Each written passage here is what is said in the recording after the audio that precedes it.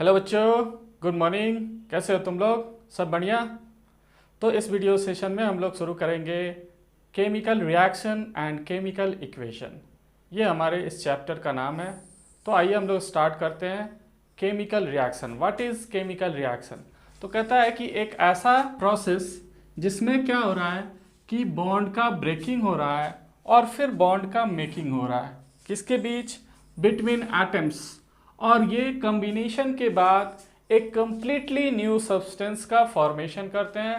That means a new substance is prepared, that is called what? Chemical reaction. That means a process in which breaking and making of bonds between atoms to produce the substance of a new properties is known as chemical reaction. यानी कि ये क्या है? तो ये एक reaction है, ये एक प्रोसेस है जिसमें क्या होता है कि दो और दो से ज़्यादा एटम्स आपस में क्या करते हैं? अपने बॉन्ड्स को तोड़ते हैं, नए बॉन्ड्स को जोड़ते हैं और इस तरह से एक डिफरेंटली न्यू प्रॉपर्टीज़ के सब्सटेंस का फॉर्मेशन होता है। तो हम लोग इसको कहते हैं कि ये क्या है? तो ये हमारा केमिकल रिएक्शन है।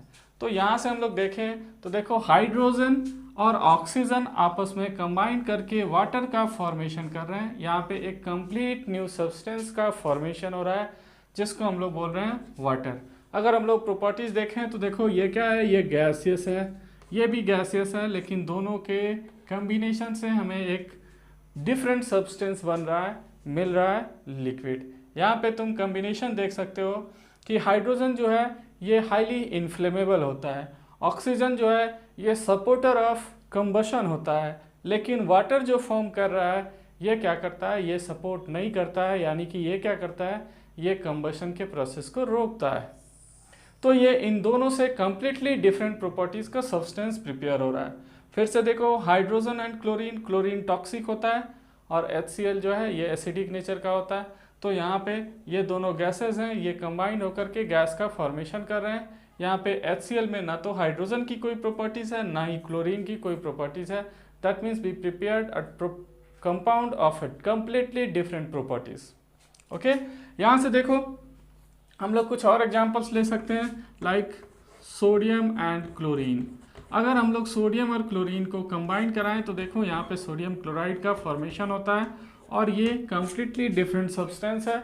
सोडियम के प्रॉपर्टीज से डिफरेंट होता है, क्लोरीन के प्रॉपर्टीज से डिफरेंट होता है, और सोडियम क्लोराइड जो है ये कम्प्लीटली डिफरेंट प्रॉपर्टीज को शो करता है। तो इस तरह से यहाँ पे हम लोग कम्बिनेशन करा रहे हैं, यहाँ पे ब्रेकिंग ऑफ बॉन्ड्स हो रहा है और उससे एक नए सब्सटेंस का फॉर्मेशन हो रहा है। नेक्स्ट हम लोग बात करते हैं how to determine a chemical reaction. तो केमिकल रिएक्शन को डिटरमाइन करने के लिए हमारे पास क्या है? कुछ स्पेसिफिक प्रॉपर्टीज हैं, जैसे change in the state. That means if we consider here sodium a solid, it react with a gas, chlorine gas, and they combine together and forming a completely solid substance, that means sodium chloride. फिर हम लोग बात करें तो देखो, hydrogen ये gaseous है, hydrogen जो है ये ऑक्सीजन से कंबाइंड हो रहा है जो गैसियस है, और इन दोनों के कम्बिनेशन से जो नया सब्सटेंस बन रहा है वो वाटर बन रहा है, और वो क्या होता है? तो वो लिक्विड होता है। यानी कि यहाँ पे क्या हो रहा है? चेंज ऑफ स्टेट हो रहा है। नेक्स्ट की बात करें हम लोग, चेंज इन कलर। तो कुछ रिएक्शंस जो हैं वो चेंज इन कलर से चेंज होते हैं और उनसे हमें ये इंफॉर्मेशन मिलता है कि रिएक्शन जब हुआ तो उनका कलर जो है वो क्या हो गया? चेंज हो गया। Evolution of gas, in some reactions there is gas are evolved, like the reaction between acids and metals produces gases, the reaction with carbonates और bicarbonates of a metal with acid produces carbon dioxide gas. तो इस तरह से ये reactions जो है वहाँ पे इवोल्यूशन ऑफ गैस होता है। चेंज इन टेम्परेचर, कुछ रिएक्शंस जो होते हैं वो क्या होते हैं? बिना टेम्परेचर को एब्जॉर्ब किए नहीं होते हैं। कुछ रिएक्शन जो होते हैं वो रिएक्शन के बाद एनर्जी को इवॉल्व करते हैं, जैसे एक्सोथर्मिक और एंडोथर्मिक का प्रोसेस। तो यहाँ पे ये सारे के सारे प्रोसेसेस जो हैं ये हम लोग केमिकल रिएक्शंस में इन चेंजेस के थ्रू डिटरमाइन कर सकते हैं। एक और मोस्ट इम्पॉर्टेंट होता है, वो होता है फॉर्मेशन ऑफ प्रिसिपिटेट। तो कुछ रिएक्शंस में प्रिसिपिटेट यानी इनसॉल्युबल सॉलिड का फॉर्मेशन होता है और इससे हमें पता चलता है कि केमिकल रिएक्शन हो रहा है। तो हम लोग इन पॉइंट्स को एक एक करके देखते हैं कि ये कैसे हैं। पहले आप इनको क्या करो, नोट कर लो, फिर हम लोग इनको डिस्कस करते हैं। तो हम लोग बात करते हैं determining factor of a chemical reaction, यानी केमिकल रिएक्शन को हम लोग कैसे डिटरमाइन करेंगे। तो इसमें हमारा पहला फैक्टर है चेंज इन स्टेट, यानी किसी भी केमिकल रिएक्शन में मोस्टली क्या होता है, चेंज ऑफ स्टेट होता है। कुछ रिएक्शंस हैं जो होमोजीनस होते हैं, that means there is no change in state. अगर हम लोग सॉलिड में ले रहे हैं तो सब सॉलिड में होंगे, अगर हम लोग गैसेस ले रहे हैं तो सब के सब गैसेस होंगे, अगर हम लोग लिक्विड ले रहे हैं तो सब के सब क्या होंगे, लिक्विड स्टेट में होंगे। तो इनको हम लोग होमोजीनस रिएक्शन बोलते हैं। कुछ रिएक्शन जो होते हैं वो हेट्रोजीनस होते हैं, जिसके केस में क्या होता है कि अगर हम लोग सॉलिड ले रहे हैं तो क्या होगा, गैस मिलेगा, अगर हम लोग गैस ले रहे हैं तो लिक्विड या फिर सॉलिड फॉर्म हो जाएगा। तो हम लोग देखें यहाँ पे, जैसे यहाँ पे क्या है कि ये सॉलिड ले रहे हैं और सॉलिड को हीट कर रहे हैं, तो सॉलिड और गैस में डिसोसिएट हो रहा है। आप देख सकते हैं calcium carbonate which is a solid, when heated it converted into calcium oxide and carbon dioxide. फिर से हम लोग देखें KClO3, ये भी सॉलिड है और ये डिसोसिएट होकर के कैल्शियम क्लोराइड और ऑक्सीजन गैस को इवॉल्व कर रहा है। यहाँ पे देखिए सॉलिड और गैस मिलकर के सॉलिड का फॉर्मेशन कर रहे हैं। तो इन रिएक्शंस में चेंज ऑफ स्टेट हो रहा है। नेक्स्ट रिएक्शन देखिए चेंज इन कलर। कुछ रिएक्शंस है जिनमें क्या होता है, चेंज इन कलर होता है, यानी कि वो जो है चेंज इन कलर से एकम्पनाइड होते हैं। तो यहाँ पे हम लोग एग्जाम्पल देखें तो हम लोग देख रहे हैं कि कॉपर सल्फेट के केस में क्या हो रहा है कि कॉपर सल्फेट के एक सॉल्यूशन में हम लोग आयरन को डिजोल्व कर रहे हैं, आयरन के फिलिंग्स को डाल रहे हैं। तो क्या होता है कि ये सॉलिड जब हम लोग इस एक्वस सॉल्यूशन में डालते हैं तो देखो यहाँ पे ये फेरस सल्फेट बना रहा है और कॉपर जो है ये डिपोजिट हो रहा है in the form of solid. तो आप देख सकते हो कि कॉपर सल्फेट का जो एक्वस सॉल्यूशन होता है वो ब्लू कलर्ड होता है। जब ये वाटर में डिजोल्व होता है तो ये ब्लू कलर देता है। लेकिन जैसे ही हम लोग इसमें क्या करते हैं, आयरन की फिलिंग्स को यानी आयरन के छोटे छोटे टुकड़ों को डालते हैं, तो क्या होता है कि ये कन्वर्ट हो जाता है ग्रीन कलर में, यानी कि FeSO4 का फॉर्मेशन होता है, फेरस सल्फेट का फॉर्मेशन होता है जो ग्रीन कलर का होता है इसका एक्वस सॉल्यूशन। तो देख सकते हो यहाँ पे कलर का चेंज हो रहा है। नेक्स्ट देखें इवोल्यूशन ऑफ गैस। तो जाहिर सी बात है आप लोग पिछले चैप्टर में पढ़े हो, पिछले वीडियो लेक्चर में देखा होगा कि जैसे ही हम लोग डाइल्यूट एसिड्स को मेटल्स के साथ ट्रीट करते हैं तो क्या होता है, सॉल्ट का फॉर्मेशन होता है और हाइड्रोजन गैस इवॉल्व होता है। नेक्स्ट देखिए हम लोग तो चेंज इन टेम्परेचर। तो देखो रिएक्शंस में दो तरह के कंडीशन आते हैं। एक होता है कि या तो एनर्जी को एब्जॉर्ब किया गया या फिर एनर्जी इवॉल्व हुआ। तो जब एनर्जी इवॉल्व होता है यानी कि रिएक्शन को कराने के लिए हम लोग एनर्जी देते हैं, तो इसको हम लोग बोलते हैं endothermic reaction. That is a reaction in which heat is absorbed. A reaction in which heat is absorbed is called endothermic reaction. Likewise, when there is reaction take place, some amount of heat is evolved and such reaction is called exothermic reaction. That means a reaction in which the form of energy, that means heat is evolved, is called what? Exothermic reaction. तो इस तरह से ये processes हैं, reaction के types हैं, जिसमें क्या होता है कि एक रिएक्शन को होने में एनर्जी को एब्जॉर्ब करना पड़ता है, हीट एनर्जी को, दूसरे में क्या होता है कॉन्सिक्वेंटली एनर्जी इवॉल्व होती है। ठीक है, इस तरह से एक टाइप का रिएक्शन और है जहाँ पे प्रिसिपिटेट का फॉर्मेशन होता है, हम लोग बोलते हैं उसको PPT, दैट मीन्स प्रिसिपिटेट। तो एक्चुअली क्या होता है कि ये एक इनसॉल्युबल सॉलिड होता है जो रिएक्शन में फॉर्म होता है। जैसे अगर हम लोग एग्जाम्पल ले लें प्रिसिपिटेट फॉर्मेशन का, तो आप सिंपल ले सकते हैं कि यहाँ पे हम लोग क्या कर रहे हैं, NaCl सॉल्यूशन को ट्रीट कर रहे हैं सिल्वर नाइट्रेट सॉल्यूशन से। तो जब आप इनको ट्रीट करते हैं तो यहाँ पे क्या होता है, सिल्वर क्लोराइड का सॉल्यूशन का प्रिसिपिटेट बनता है, ये प्रिसिपिटेटेड होता है वाइट कलर का, और यहाँ पे सोडियम नाइट्रेट का फॉर्मेशन होता है। तो ये क्या हो जाता है, ये इनसॉल्युबल सॉलिड के फॉर्म में डिपॉजिट होता है और इसलिए हम लोग इसको क्या बोलते हैं, प्रिसिपिटेट। तो कुछ रिएक्शंस जो है उनमें प्रिसिपिटेट का फॉर्मेशन होता है, कुछ में गैस इन्वॉल्व होता है, कुछ में क्या होता है कि रिएक्शन का स्टेट चेंज होता है, कुछ रिएक्शंस में कलर चेंज होता है, और कुछ रिएक्शन जो है एनर्जी चेंज यानी कि हीट इवॉल्व और हीट एब्जॉर्ब से हमें डिटरमाइन करना पड़ता है। तो ये इनके नेचर्स हैं और इन्हीं बेसिस पे हम लोग क्या करते हैं, इनको डिटरमाइन करते हैं। ओके, तो आप इनको पहले नोट कर लो, फिर हम लोग आते हैं और डिस्कस करेंगे हम लोग next chemical equation and types of chemical reactions. तो पहले इसको नोट कीजिए। ओके, अब हम लोग बात करते हैं केमिकल इक्वेशन की। तो देखो केमिकल इक्वेशन जो है एक्चुअली हम लोग जब केमिकल रिएक्शन को लिखते हैं तो ये एक तरह का रिप्रेजेंटेशन है। जैसे मान लो कि आप रिएक्शन लिख रहे हो, when carbon reacts with oxygen then carbon dioxide is form. तो ये थोड़ा लेंदी होगा क्योंकि आप लैंग्वेज में लिख रहे हो कार्बन, ऑक्सीजन, फिर कार्बन डाइऑक्साइड। जैसे हम लोगों ने एक यहाँ पे एग्जांपल लिया है, when magnesium reacts with oxygen produces magnesium oxide. तो देखो यहाँ पे बहुत सारी चीज़ें जो है वो हिडन हो जा रही हैं। पहला चीज़ कि मैग्नीशियम और ऑक्सीजन, तो ऑक्सीजन क्या मॉलिक्यूलर फॉर्म है या फिर इसका एलिमेंटल फॉर्म है, एटॉमिक फॉर्म है, ये हमें नहीं पता चल रहा है। मैग्नीशियम ऑक्साइड का फॉर्मूला नहीं पता चल रहा है, कितने नंबर ऑफ मोल्स फॉर्म होंगे ये पता नहीं चल रहा है। तो बहुत सारे इन्फॉर्मेशन जो है ये हमें इस लैंग्वेज से नहीं पता चल रहा है। दूसरा, ये लेंदी और बोरिंग लगता है। तो इससे बचने के लिए क्या किया गया, केमिकल इक्वेशन को डेवलप किया गया। एक्चुअली केमिकल इक्वेशन होता क्या है, तो ये होता है representation of the reactant and product with their formulae and with the arrow mark. यानी हम लोग जब किसी केमिकल रिएक्शन को रिप्रेजेंट करते हैं उनके रिएक्टेंट और प्रोडक्ट के फॉर्मूला से और एक एरो मार्क से। एरो मार्क हमेशा क्या होगा, तो ये रिएक्टेंट टू प्रोडक्ट शो करेगा। यानी आप जिधर प्रोडक्ट शो कर रहे हैं उस तरफ आपको क्या करना है, एरो शो करना है। जैसे हमने यहाँ पे एक एग्जांपल लिखा है, magnesium reacts with oxygen produces magnesium oxide.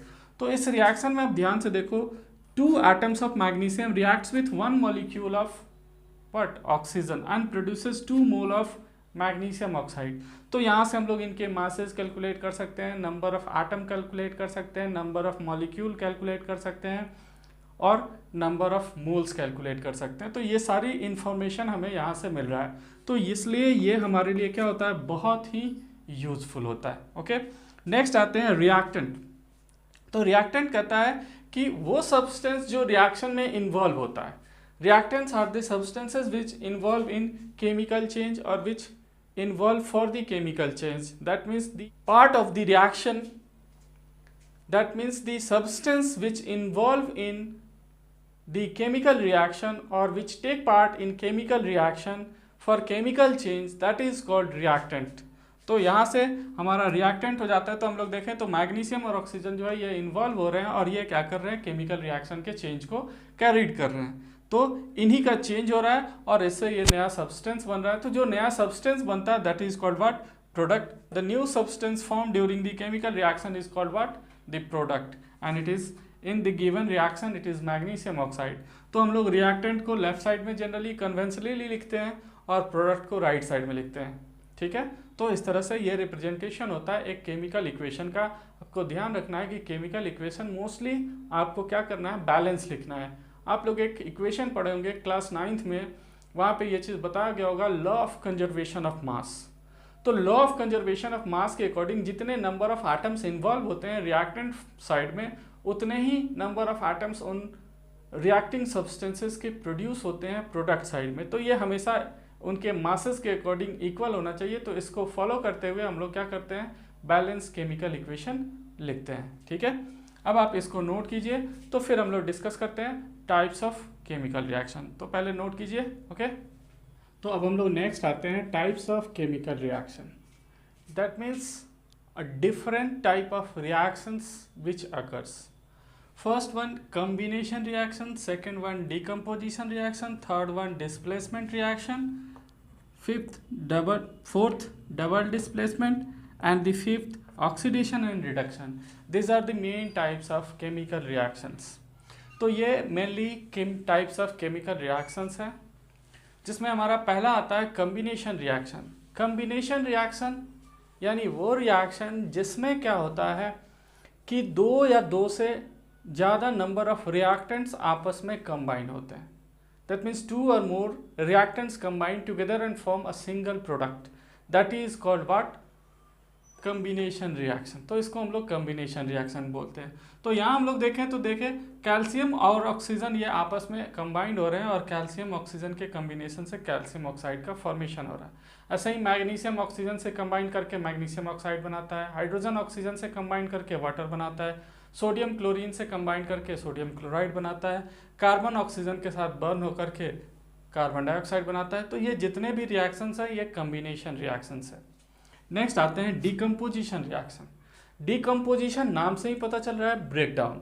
तो यहाँ पे क्या होता है, breakdown of a single reactant into more than one product like calcium carbonate. When it is heated, it dissociates into calcium oxide and carbon dioxide. Likewise, when you heat calcium chlorate or next reaction, when we heat potassium chlorate, it dissociated into potassium chloride and oxygen gas. तो ये सारे decomposition reactions के examples हैं।